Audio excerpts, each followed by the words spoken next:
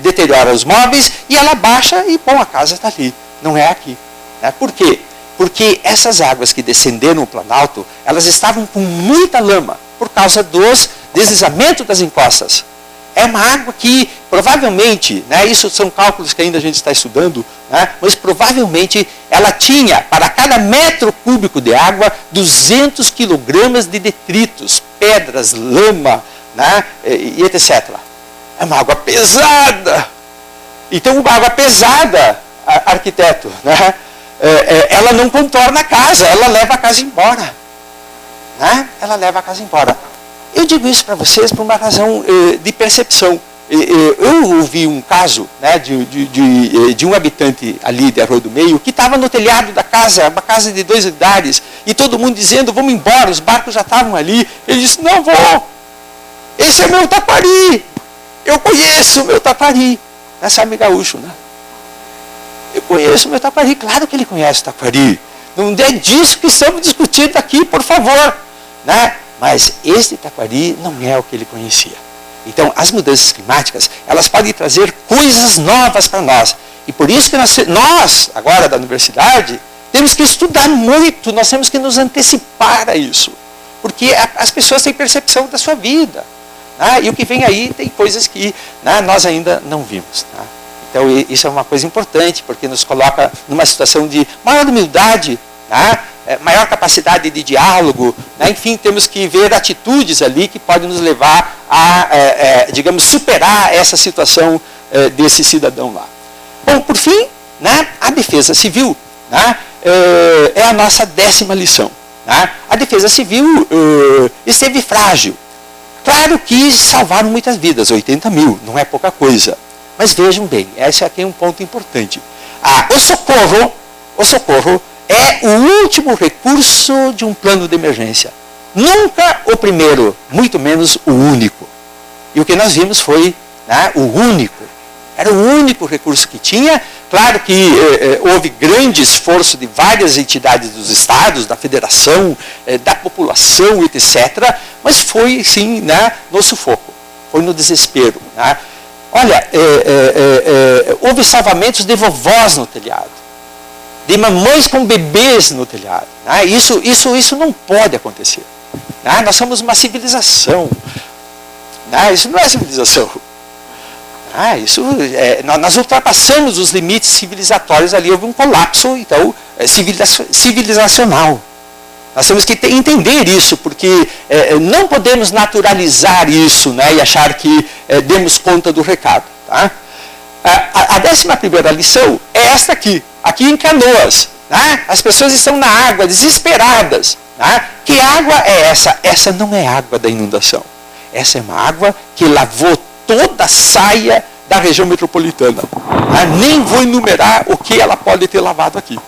Mas nós temos, então, desde estações de tratamento de esgoto, estações de tratamento de efluentes industriais. Né? E há de tudo ali. Então, essa eu chamei de catástrofe dentro da catástrofe. Quer dizer, o colapso da gestão ambiental dos nossos municípios no último período, né, estamos assim numa situação falimentar, né, do ponto de vista ambiental, né, leva a uma situação dessas, que em momento de crise, isso tudo aparece. E aí, então, afeta a população duplamente, né, no que diz respeito à inundação em si e agora à toxicidade. Essa toxicidade está sendo motivo de estudos, eu estou com um grupo, né, da Organização Mundial da Saúde, né? Porque esse vetor que se estabelece ali agora, ele vai ter longa permanência. As pessoas estão doentes. E vou dizer uma coisa para vocês, vou pedir licença.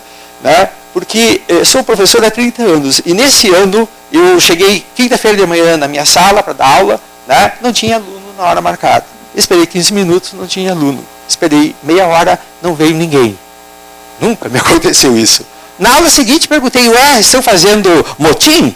Né? Eles, não, professor, nós ficamos doentes e nos demos conta que toda a turma não foi porque estava doente. Então, eu tenho um aluno deprimido por causa da inundação. Então, aí nós vemos que esse vetor, né, ele é muito importante aqui. Aí há algo que nós temos que compreender, porque isso tem permanência na sociedade. Né? Como a sociedade consegue, de fato, né, reagir. Adiante, então, nós temos que distinguir desastre e tragédia. É claro que a tragédia sempre nos vem à mente, mas a tragédia é o que não se tem controle sobre ela. Né? E o desastre não. É como andar de avião. Avião, estamos a 10 mil metros de elevação, é um perigo só. É um perigo só, mas nós andamos de avião. Por quê? Porque nós não que nós tenhamos eliminado a ameaça de cair. A ameaça de cair está ali. Mas por que andamos? Porque nós diminuímos o risco. Porque as turbinas foram revisadas, o piloto teve treinamento adequado, os protocolos de embarque e desembarque são rigorosos. Então a gente anda, porque o risco é pequeno. No caso aqui, então, desses desastres climáticos, é a mesma coisa. São desastres. O que nos cabe fazer aqui enquanto sociedade e capacidade social e inteligência é diminuir o risco. Nós não vamos eliminar a ameaça. A ameaça está aí. O que nós vamos diminuir com capacidade social é o risco. E isso nós podemos fazer. Temos capacidade, somos sapiens sapiens. Então nós não podemos, digamos, olhar isso como um destino. Isso não é destino. As mudanças climáticas estão ali, mas elas não são o destino. Porque nós podemos aprender a diminuir riscos. É disso que se trata. Então isso é uma questão muito importante, porque devemos ter foco nisso. Como então? Com um programa de gestão de riscos. Essa é a grande falha para mim. Ou seja, por que tudo isso aconteceu? Porque nós não temos gestão de risco. O que é uma gestão de risco? Nós temos que conhecer os perigos geológicos, as vulnerabilidades sociais e econômicas, temos que ter mapas e capacidade de monitoração e análise, e com isso nós classificamos riscos, impactos, montamos alertas prévios, estados de preparação, de emergência, e com isso, então, o desastre fica pequenininho. Porque tu consegue ter visibilidade social de resposta. E aí, então, a recuperação é mais rápida. E é disso que se trata, porque as pessoas têm previsão, têm capacidade, têm controle sobre o risco. Agora, isso tudo não é suficiente por si só. Eu sei que o foco está aqui, mas o outro lado da moeda é esse aqui. São os compromissos políticos. O fortalecimento institucional, as políticas públicas, legislação e leis, capacidade de organização e ações comunitárias. E a aplicação de medidas de redução. A gestão ambiental é fundamental. Medidas físicas e técnicas de uso do solo, planos diretores urbanos. Isso é fundamental. Proteção de instalações essenciais, a redundância, desenvolvimento econômico sustentável e redes e parcerias. Essas são as duas peças da questão.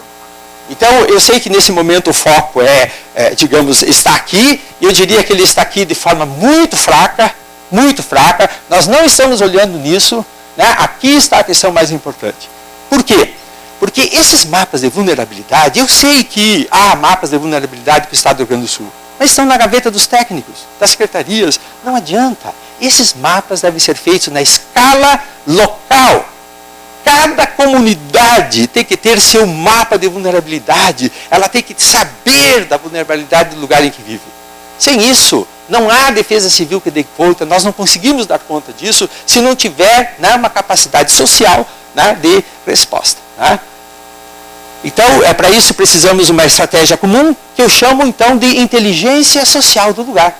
Essa é a grande estratégia que nós temos que ter. Não vamos pensar nas estratégias que as superestruturas do Estado, elas deem conta. Sem elas, impossível. Mas sozinhas, não dão conta. Nós precisamos ter inteligência do Estado junto com a inteligência social do lugar. E essa inteligência, então, é a nossa quarta questão. Como fazer isso? Então, precisamos de um plano de curto a longo prazo, para que nossos territórios vulneráveis de alto risco, eles consigam ser territórios com gestão de riscos resilientes e sustentáveis. Temos que ter uma estratégia de longo prazo. Eu sei que nesse momento ainda estamos olhando o curtíssimo prazo. Eu não diria nem o curto prazo, é o curtíssimo prazo, são as pontes, é a obra, é isso, é aquilo. Mas nós temos que conseguir olhar o longo prazo, porque as coisas estão andando. Então, como fazer isso? Como fazer isso? Então, eu acho que nós da universidade temos um importante compromisso com programas de extensão. Nós temos que chegar nas prefeituras dos rincões do Estado. Lá na prefeitura não há técnicos capazes de entender isso. Não há técnicos. Tá? As prefeituras são muito fracas, vocês conhecem, né? O Rio Grande do Sul, nos seus próximo de 500 municípios, 90% são abaixo de 10 mil pessoas. Então, as prefeituras têm ali uma estrutura mínima de assistência social, de água, né? É isso. Como é que vai ter a prefeitura capacidade técnica para entender tudo isso aqui? Em primeiro lugar, eles nem querem entender. Então, como é que nós vamos fazer? Então, eu acho que as universidades, todas, públicas, privadas, os IFs e as escolas, né, estaduais e do ensino fundamental, junto com as prefeituras e a comunidade local, nós temos que montar escritórios de apoio aos municípios num programa de extensão. Né? São os nossos alunos lá da universidade, cheios de energia, né, que podem ficar olhando menos o WhatsApp, né, e ir lá olhar as realidades. E com isso, nós ganhamos algo fundamental, que é produzir o conhecimento técnico no contexto do seu uso. É uma nova forma de formação, porque nós não temos tempo. E esse jovem técnico, ele tem que rapidamente se especializar para as questões climáticas e de desastres, percebe? Nós precisamos que todas as carreiras, né, elas pratiquem isso em algum momento da sua formação profissional. E nada melhor do que no contexto do uso do conhecimento. Né? Eu fiz um grande programa com isso, junto com outros colegas, né? Apresentei para vários órgãos, governos, né? E tal, mas todo mundo olhou, no segundo dia de inundação todo mundo queria, né? No quarto dia, menos, né? E a coisa foi recuando e hoje, claro, ninguém quer. Mas estou aqui, estamos aqui. Por isso que eu agradeço muito esse convite, porque essa extensão não é só da universidade, das escolas, né, mas eu acho que é de todas as carreiras políticas, técnicas, né, que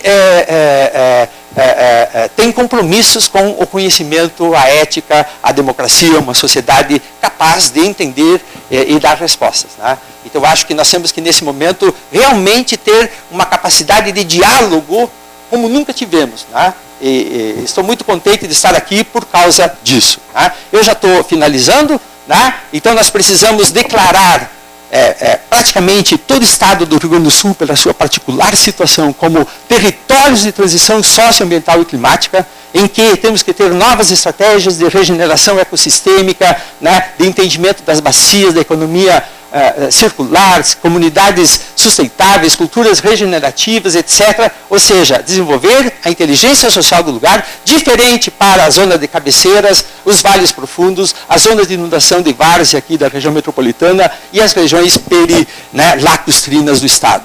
Né? Nós temos que ter um novo entendimento, na verdade, do nosso reordenamento territorial e de como podemos ou não ocupar o nosso território. Isso requer uma visão integrada dos geossistemas, dos ecossistemas e dos sistemas humanos, inclusive da saúde. Enfim, nós precisamos de um novo pacto, né, com a Terra enquanto humanidade. Muito obrigado, era isso que eu tinha a falar.